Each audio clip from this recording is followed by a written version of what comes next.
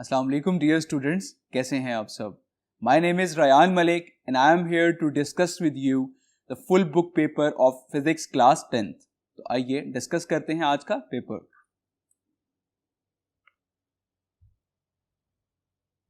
So today we are going to discuss the full book paper of physics class 10th, and as you know the paper composed of objective type and subjective type. And first we are going to discuss the objective type paper, in which total 12 MCQs and you have just 15 minutes to solve these MCQs. So that means that you just have 1 minute to each MCQ, and the 3 minutes you have to revise all the MCQs which you have attempted before. Clear? So the MCQ number 1, the relation between speed, wavelength and frequency is, options are A, V f is equal to lambda, B, f lambda is equal to V, and C, V lambda is equal to f, and D, V is equal to lambda over f. So the correct option is B, which is f lambda is equal to V, as you have studied that V is equal to f lambda. So यहाँ पर just उसने equation को उसने इस तरह से लिख दिया है, f lambda is equals to V. So आप option B यहाँ पर correct mark करेंगे, that f lambda is equals to V. Clear?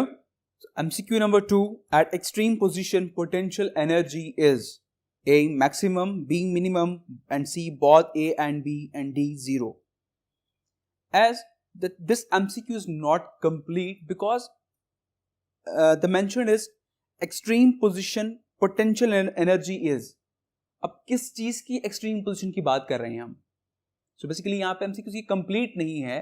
So board में अगर कोई इस तरह का एमसीक्यू आ जाए जो कि आपको समझ ना आ रहा हो, जो इनकम्प्लीट हो, तो आपने उस एमसीक्यू पर टाइम वेस्ट नहीं करना, आपने फौरन से मूव करना है फॉरवर्ड। ओके, और जब एट द लास्ट जब आपके सारे एमसीक्यूज कंप्लीट हो जाएं, तब आपने दोबारा से उन एमसीक्यूज को आके सॉल्व करना है। सो अब ये हमने पढ़ा था सिंपल हार्मोनिक मोशन में, जिसमें हमने कुछ पोजीशन डिस्कस की थी कि एक्सट्रीम पोजीशन पर जो पोटेंशियल एनर्जी होती है वो मैक्सिमम होती है। So the option A is correct, which is maximum. Clear? Now the third MCQ, the intensity of the faint sound is, options are A, 10⁻11 watt per meter square, option B, 10⁻12 watt per meter square, and option C, 10⁻9 watt per meter square, and option D, 10 watt per meter square. So the correct option is B, which is 10⁻12 watt per meter square. तो ये होती है faint sound intensity, जिसको हम reference intensity भी हम count करते हैं, जिसको हम zero bell कहते हैं। Clear? And the fourth MCQ, the speed of sound in air at 21 degrees Celsius is. So options are A, 336 meter per second, B, 343 meter per second, and C, 430 meter per second, and D, 470 meter per second. So option B is correct, which is 343 meter per second. Clear? Now the fifth MCQ, Snell's law is, options are N is equals to sine angle X over sine angle R, B, N is equals to sine angle I over sine angle R, C, N is equals to sine angle R over sine angle I, and D is the angle I over angle R. So the option B is correct, which is N is equals to sine angle I over sine angle R, and this is the Snell's law. Clear? MCQ 6, the distance of object from mirror is represented by, options are A, Q, B, P, and C, M, and D, F. So object distance को normally represent किया जाता है P के साथ, so option B is correct. Clear? Now the seventh MCQ, if we double both the distance between the charges then force become, options are A, fourth time, B, 1/4, and C, double, and D, half. So as you know that the distance between the charges then the force become, so हमने Coulomb's law में force का formula पढ़ा है। This is the MCQ number 7, that F is equals to K Q1 Q2 over R square. So अब अगर हम distance को double कर देते हैं, the distance is represented by R, so हम यहाँ पर R को डबल कर देते हैं, it becomes 2R, और ये होल का स्क्वायर हो जाएगा। So K Q1 Q2 2 का स्क्वायर हो जाएगा 4 और यहाँ पर आ जाएगा R का स्क्वायर। सो अब मैं इस 4 को सेपरेट कर रहा हूँ लाइक 1/4 और बाकी सारी टर्म को मैं सेपरेट कर रहा हूँ K Q1 Q2 over R square. So basically K Q1 Q2 over R square that is equals to F force. So that means यहाँ पर मैं F को इससे रिप्लेस कर सकता हूँ, तो मेरी फोर्स जो है बेसिकली वो 1/4 हो चुकी है. Clear? So the option B is correct, which is 1/4. Clear? Now the MCQ number 8. The radiations come from outer space are called A. Alpha rays, B. Beta rays, C. Gamma rays and D. None of these. So वो radiation जो कि outer space से आती हैं उन्हें हम gamma rays कहते हैं. Clear? These are gamma rays. Okay. Now the 9th MCQ. Not gate are also called A. And gate, B. और gate, C. Inverter and D. None of these. तो not gate को हम inverter भी कहते हैं because ये आपकी input को इन्वर्ट कर देता है. अगर आपकी इनपुट 1 हो तो वो उसको 0 कर देगा, अगर इनपुट 0 है तो उसको 1 कर देगा. So option C is correct, inverter. Now the 10th, email stands for, options are A. electronic mail, B. electrical mail, C. mail and D. electronic message. So email stands for electronic mail. Option A is correct. Now the 11th MCQ, for ideal transformer, options are power of primary is equal to current of secondary. Basically P that means power of primary and IS means current of secondary. And option B, power of primary is equal to power of secondary, and C, power of primary is not equal to power of secondary, and option D, current of secondary is equal to power of secondary. So ideal transformer के case में हमने discuss किया था कि power of primary जो है वो equal होती है पावर ऑफ सेकेंडरी के. So option B is correct. The 12th MCQ, the thickness of optical fibre is, option is A. human ear, B. 1 meter, C. 2 meter and D. 0.1 millimeter. So optical fiber की जो thickness होती है वो human ear से resemble किया जाता है. Okay? So उसकी thickness होगी human ear. So the option A is correct. Clear? So I hope ये multiple choice questions आपको clear हो गए होंगे. So now move to the next. And the next is the subjective type in which consists of the 3 portions of the short questions, and you have to attempt the 5 short questions out of 8 from every portion. Okay, so the question number 2, attempt any 5 short questions. So you have to choose the best 5 short questions जो कि आपको बहुत अच्छे से याद हैं. And the short question number 1, define wave motion. तो आपने just wave motion को यहाँ पर define करना है. So जैसे कि मैं आपसे डिस्कस कर चुका हूँ previously कि हमने पेपर को स्मार्टली अटेम्प्ट करना होता है. तो स्मार्टली अटेम्प्ट करने के लिए आप जस्ट पहले सेंटर में हेडिंग देंगे शॉर्ट क्वेश्चन नंबर 1, देन आपने सेंटर में हेडिंग देनी है वेव मोशन, देन आपने साइड पर आपने सब हेडिंग देनी है डेफिनेशन. तो आपने फिर वेव मोशन को जस्ट डिफाइन करना है और डिफाइन को इस तरह से करेंगे, the motion in which particle of the medium to undergo vibratory motion about the mean position in equal interval of time. Clear? That's enough. The short question number 2, What are mechanical waves? Again यहाँ पर आपने mechanical waves को पहले define करना है, फिर आपने यहाँ पे एग्जांपल्स भी कोट करनी है कि मैकेनिकल वेव्स क्या होती हैं. अगेन आप सेंटर में मेन हेडिंग देंगे मैकेनिकल वेव्स, देन आपने साइड पर सब हेडिंग देनी है डेफिनेशन, आपने उसको डिफाइन करना है. देन अगेन हम साइड पर सब हेडिंग देंगे एग्जाम्पल्स की, और इसकी एग्जाम्पल्स होती हैं मैकेनिकल वेव्स की as waves on the surface of water and wave sound in rope and sound waves. So these are all mechanical waves. The third part, what are audible frequency range for young children and old people? So audible frequency range क्या होती है young children में या old people में? So you can write the answer as, different people have different range of audibility. This range decreases with age. Young children can hear sound of 20,000 hertz, but old people cannot hear even about 15,000 hertz. Clear? So अब इस तरह के short question की आप centre heading आप किस तरह से बना सकते हैं, like Audible frequency ranges. Okay, so you can write Audible frequency ranges. Now the fourth part, how sound produce, give an example. Sound किस तरह से प्रोड्यूस होता है ये आपने एग्जांपल के साथ बताना है. सो sound waves are produced by vibrating bodies, and due to the vibration of the bodies the air around them also vibrates and the air vibration produces sensation of sound in our ear. So the example, sound in a guitar is produced due to the vibration of its strings, and the second one, our voice urges from the vibration of our vocal cords. Okay, तो इस तरह से हम दो examples quote करके हम ये बता सकते हैं कि साउंड जो है वो बेसिकली बॉडीज की वाइब्रेशन से प्रोड्यूस किया जाता है. Clear? The fifth one, define pole and principal axis. तो आपने पोल और प्रिंसिपल एक्सिस को डिफाइन करना है. सो पोल क्या होता है? स्फेरिकल मिरर का वो जो कर्व सरफेस होती है उसका सेंट्रेड पार्ट को हम कहते हैं pole. Okay, so we can define it as the mid point of the curve surface of a spherical mirror is known as pole और vertex. Clear? And similarly, principal axis, the line joining center of curvature and the pole of the spherical mirror is called principal axis. Mean कि pole और center of curvature को जो line join करती है उस line को हम कहते हैं principal axis. Clear? The sixth part, what do you know about spherical mirror formula? So the answer is the location of the image nature and the image and the size of the image can be calculated by the mirror formula, which can be written as 1 over f is equal to 1 over p plus 1 over q. Clear? So आप इसकी main heading देंगे spherical mirror formula, और spherical mirror formula से आप क्या क्या चीजें find out कर सकते हैं. That is the location of image, nature of the image and the size of the image. Clear? And the seventh part, define refractive index of medium.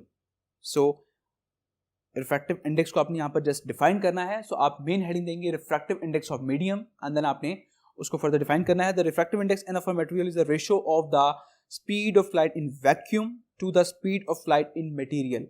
सो यहाँ पर आप speed of light in air भी कर सकते हैं, speed of light in air to the speed of light in medium, and it can be represented as n is equal to c over v. Clear? So move to the next part. Question number 3, attempt any 5 short questions. So again you have to choose the best 5 short questions जो कि आपको बहुत अच्छे से याद हैं. And the part 1, what is meant by electrical field and electric field intensity? So electric field क्या होता है? The electric field is a region around a charge in which it exerts electrostatic force on another charge, whereas the strength of the electric field at any point in a space is known as electric field intensity.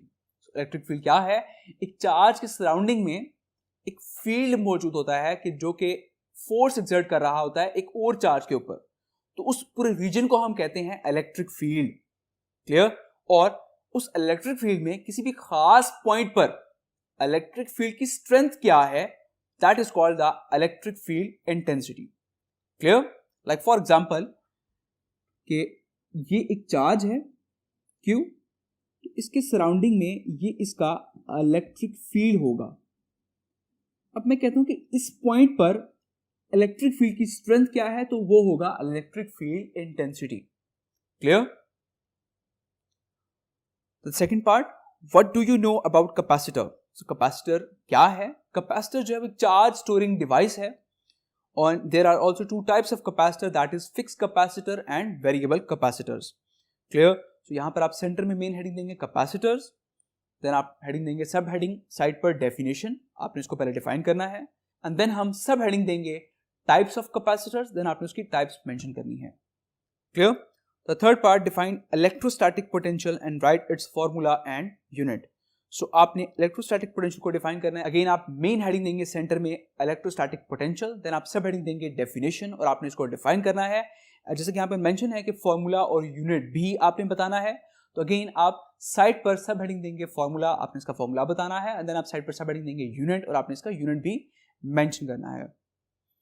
And the fourth part, define electromotive force. तो आपने electromotive force को define करना है, इसकी definition आपको याद होगी, तो आपने सेंटर में मेन हेडिंग देनी है इलेक्ट्रोमोटिव फोर्स, सब हेडिंग देंगे आप साइड पे डेफिनेशन, और आपने इसको फर्दर डिफाइन करना है. And the fifth, state Ohm's law. तो आपने ओहम्स लॉ को स्टेट करना है. अगेन आप सेंटर में मेन हेडिंग देंगे ओहम्स लॉ, साइड पे आप सब हेडिंग देंगे स्टेटमेंट. रिमेंबर वन थिंग कि जब भी कोई लॉ आ जाए पेपर में, तो लॉ की डेफिनेशन नहीं होती, लॉ की स्टेटमेंट होती है. तो आप लॉ के साथ साइड पे सब हेडिंग देंगे स्टेटमेंट, एंड देन आपने जस्ट इसको स्टेट करना है, और उसका फॉर्मूला भी मेंशन कर दीजिएगा, V is equals to IR. Clear? Now the sixth part, define right hand grip rule. तो आपने राइट हैंड ग्रिप रूल को डिफाइन करना है. अगेन आप सेंटर में मेन हेडिंग देंगे राइट हैंड ग्रिप रूल, सब हेडिंग आप देंगे डेफिनेशन और आपने राइट हैंड ग्रिप रूल को डिफाइन करना है। The seventh part define Lenz law, तो आपने लेंस लॉ को डिफाइन करना है। अगेन आप सेंटर में मेन हेडिंग देंगे लेंस लॉ। अब जैसा कि ये लॉ है तो आप सब हेडिंग देंगे यहां पर स्टेटमेंट, ओके, अंदर आपने जस्ट लेंस लॉ को यहां पर डिफाइन करना है। So I hope question number 3 आपको क्लियर हो गया होगा। So question number 4, attempt any 5 short questions. So again you have to choose the best 5 short questions जो कि आपको बहुत अच्छे से याद हैं। And the first part, what do you mean by information technology? So information technology को हम किस तरह से डिफाइन कर सकते हैं, जैसे कि आप मेन हेडिंग पहले देंगे इंफॉर्मेशन टेक्नोलॉजी, सब हेडिंग आप देंगे definition, and then information and communication technology is scientific and technical methods and means to store, process and transmit vast amount of information in seconds with the help of electronic equipment. Clear? कि electronic equipments को इस्तेमाल करके हम within second जो है वो information को आप स्टोर भी कर सकते हैं और उसको ट्रांसफर भी कर सकते हैं from one place to another place. The second one define software and data, तो आपने जस्ट इन सॉफ्टवेयर को और डाटा को डिफाइन करना है। सो अब यहां पर आप टेबल की फॉर्मेट में भी इसको डिफाइन कर सकते हैं और आप सिंपल इसको डिफाइन भी कर सकते हैं। सो फर्स्ट ऑफ ऑल हम सेंटर में हेडिंग देंगे सॉफ्टवेयर और आपने पहले उसको डिफाइन कर देना है, देन आप हेडिंग देंगे डाटा, फिर आपने उसको डिफाइन कर देना है। Clear? Now the third part define not gate, तो आपने नॉट गेट को यहां पर डिफाइन करना है। सो नॉट गेट क्या है? ये एक ऐसा इलेक्ट्रॉनिक सर्किट है जो कि आपके इनपुट्स को इन्वर्ट कर देता है। Okay, so first of all हम नॉट गेट को यहां पर डिफाइन करेंगे और डिफाइन करने के बाद आप इसका ट्रूथ टेबल भी ड्रॉ कर सकते हैं और आप इसका एक्सप्रेशन भी लिख सकते हैं, that is x is equal to a bar, और इसी के साथ साथ आप नॉट गेट का सिंबल भी ड्रॉ कर सकते हैं। Clear? Now the next one define isotopes, तो आपने आइसोटोप्स को यहां पर डिफाइन करना है। Isotopes are the atoms of an element which have the same number of proton but different number of neutrons in their nuclei. Clear? And the fifth one define fission reaction. So fission reaction क्या होता है? जिसमें एक large जो nucleus है वो split down होता है लाइटर न्यूक्लियाई में। Clear? So the process of separating of heavy nucleus into lighter nuclei is called fission reaction. Clear? Again यहां पर भी आप सेंटर में मेन हेडिंग देंगे फिजन रिएक्शन, देन आपने साइड पे सब हेडिंग देनी है डेफिनेशन और आप इसको फर्दर डिफाइन करेंगे। Clear? And the sixth part right any two uses of radio isotopes, तो आप रेडियो आइसोटोप से कोई भी 2 यूजेस आप लिख सकते हैं। यहां पर आप सेंटर में मेन हेडिंग देंगे uses of radio isotopes, then आप साइड पे सब हेडिंग देंगे जो भी आप यूजेस बताना चाह रहे हैं। लाइक फॉर एग्जांपल अगर आप बताना चाह रहे हैं मेडिकल ट्रीटमेंट तो आप सब हेडिंग देंगे साइड पे medical treatment, and then second आप सब हेडिंग देंगे traces in agriculture. Clear? The seventh short question, what do you know about mutual induction? So mutual induction की आप सेंटर में मेन हेडिंग देंगे, अंदर आपने म्यूचुअल इंडक्शन को डिफाइन करना है। The method of inducing current in a coil by changing the current in a neighbouring coil is called mutual induction. Clear? So I hope ये शॉर्ट क्वेश्चंस आपको clear हो गए होंगे। So now move to the long question. So attempt any 2 questions. Again आपने कोई से 2 long question attempt करने हैं। आपको यहां पर 3 लॉन्ग क्वेश्चंस गिवन है, बट रिमेंबर वन थिंग कि जिस लॉन्ग क्वेश्चन का आप पार्ट ए सॉल्व करने जा रहे हैं आपने पार्ट बी भी उसी ही लॉन्ग क्वेश्चन का अटेम्प्ट करना है। अगर आप पार्ट बी किसी और लॉन्ग क्वेश्चन का अटेम्प्ट कर देते हैं तो आपको उस पार्ट के मार्क्स नहीं मिलेंगे। क्लियर? सो मेक श्योर जिस लॉन्ग क्वेश्चन का पार्ट ए अटेम्प्ट कर रहे हैं पार्ट बी भी उसी लॉन्ग क्वेश्चन का होना चाहिए। सो question number 1 part A, what is SHM? Mean simple harmonic motion. Also describe motion of mass attached to the spring. So first of all आपने simple harmonic motion को define करना है, then आपने motion of mass attached to a spring को आपने further explain करना है, elaborate करना है, और आपने इसमें सारी situations भी बतानी है कि जब आपका mass position A पर होगा तब वहां पर उसका acceleration क्या होगा, उसकी velocity क्या होगी। Clear?